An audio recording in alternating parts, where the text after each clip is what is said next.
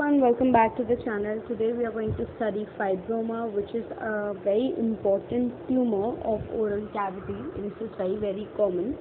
Let's see what it is. So fibroma, what is fibroma? The first question. Fibroma, which is also said to be the oral fibroma, is nothing but a connective tissue tumor. Connective tissue tumor matlab it is arising from the connective tissue layer. Okay, its origin is from the connective tissue, which is most common in the oral cavity. So this is a very common entity of the oral cavity.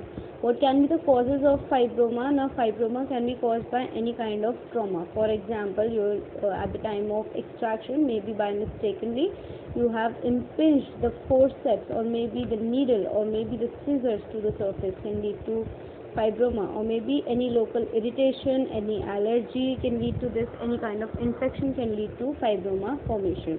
If you see, this is how a fibroma looks like. So it is nothing but a kind of overgrowth which is seen.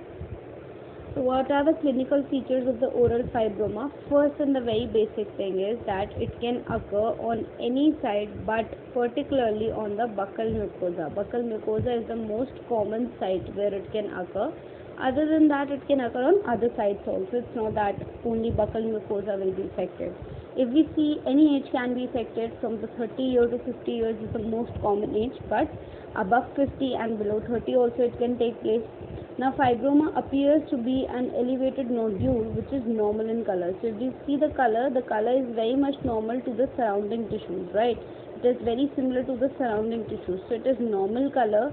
Sessile surface. Sessile surface means it is directly attached. Like if this is your skin, then the lesion or the tumor is directly attached to the skin surface. That is the sessile. Pedunculated, occasionally pedunculated means there will be a kind of peduncle, a kind of attachment will be joining the tumor. So that is known as pedunculated. So in 80 to 90% of the cases, the tumor is going to be sessile. That means directly attached. And in this 5 to 10%, it can be pedunculated, but very rarely.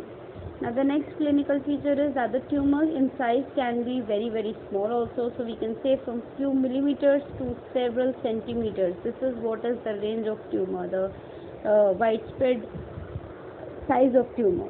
The tumor is projecting above the surface, so irritation and ulceration is very common feature which can be seen because the tumor is usually above the surface. So it is going to come in contact with many things and irritation and ulceration can be seen. Tumor shows hyperkeratosis. Now what do you mean by hyperkeratosis? Hyperkeratosis means there will be hypersecretion of keratin. Now what will this hyperkeratosis or hypersecretion of keratin do? It will lead to the thickening of the outer layer of the skin. So you just have to remember that tumor will show hyperkeratosis, that is hypersecretion of the keratin. It occurs two times more commonly in females than in males. So I can say that the female is to male ratio is 2:1. So this is the female is to male ratio. Coming to the differential diagnosis. Differential diagnosis is how or what are the other entity or other deformations by which you can confuse it. So your fibroma can be confused with either giant cell granuloma. It looks very much similar to a giant cell granuloma. It can look very much similar to a mucocele, to a giant cell fibroma, or it can very much depict the benign and malignant salivary gland tumor. These are the differential diagnoses. You can see this is a case of mucocele.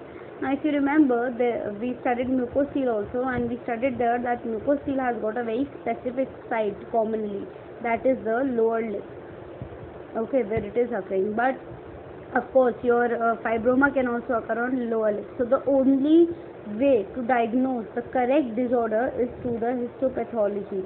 Histopathology check is the only check which will help us to give a confirmed diagnosis. So looking at the histological features, if you see, fibroma is going to have collagen fiber bundles. Now try to make it from the name itself, fibroma, that means something which is made up of fibers. So definitely it is going to have collagen fibers in it. Other than that, it is going to have fibroblasts. Fibroblasts are the cells which produce fibers or collagen fibers. Then you have fibrocytes and the small blood vessels. These are the 4 characteristic features you will see inside a fibroma. Other than that, the surface of the lesion is covered by the stratified squamous epithelium. Okay, the surface is covered by the stratified squamous epithelium. Due to this, the surface will appear stretched. Now, because the surface is being covered by stratified squamous epithelium, it may seem that the surface is kind of stretched. At the same time, the retiridges are going to be short and flat. This is how the retiridges are going to look. Now, if you see in this particular diagram, you can see there are fibroblasts and fibrocytes here. These are the fibroblasts and fibrocytes. Then a lot of blood vessels, connective tissue stroma, and this connective tissue stroma has got bundles of collagen. Then you see the stratified squamous epithelium is lining whole of the tumor, due to which it gives kind of stretched appearance. And also the retiridges in this area are very, very flat. Okay, there is flattening of the retiridges which is seen. Moving ahead, there is one more histological features. If trauma has occurred, you will see vasodilation, edema, and inflammatory cells. Okay. So if you remember, in inflammation, whenever inflammation happens, what happens is there will be a very quick phase of vasoconstriction followed by a huge phase of vasodilation, in which your vessels are going to dilate and there will be increased blood flow. Now, this increased blood flow will lead to edema, that is filling up of the fluid in the interstitial spaces and swelling, which will further lead to production of the inflammatory cells, which will heal or kind of prevent the inflammatory processes. Okay, these are the things you're going to see. So if trauma has occurred if any trauma is the reason of fibroma, then associating to it you will see vasodilation, edema, and inflammatory cells along with it. If we come to the treatment, then surgical treatment or the surgical excision is only treatment which is possible. We are supposed to surgically remove the fibroma from the site.